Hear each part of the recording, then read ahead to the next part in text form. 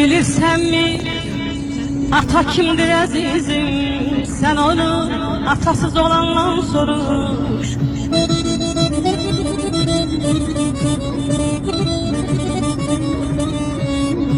Bilirsen mi ata kimdir azizim? Sen onu atasız olandan soruş.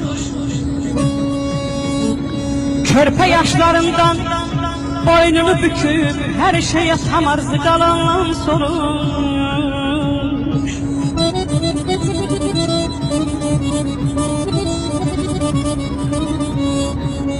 Eynine birinin daş paltar giyende, tapdığı tikeni xəlvət yeyende,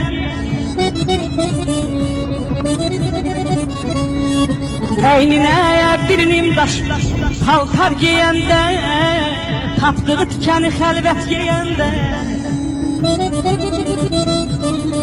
kimsə atasına ata deyende, gözləri bulud tək dolandan soruş.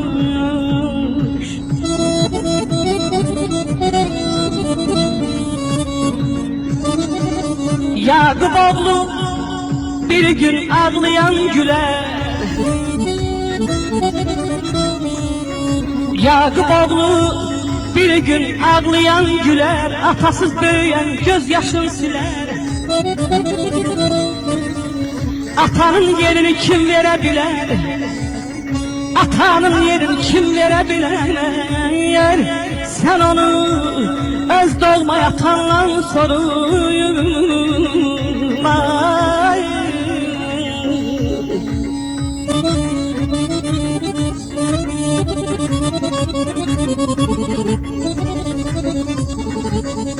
Her bir evlada şeref, şöhret ile şan atadır. Başa tac qəlbə fərək, təxtə Süleyman atadır.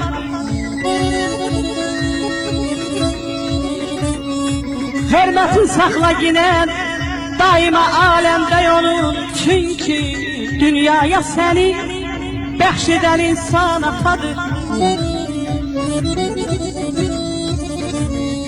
Bütün evladı bəşər dostun olan her yerde, yine püskünde senin derdine derman atadır. O da vaktinde bir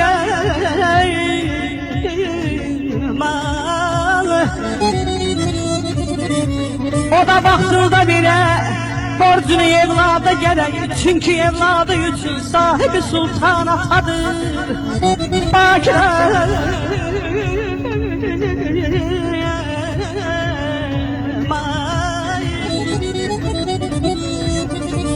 Bakire öz yeri vardır atanın evladı. Ne kadar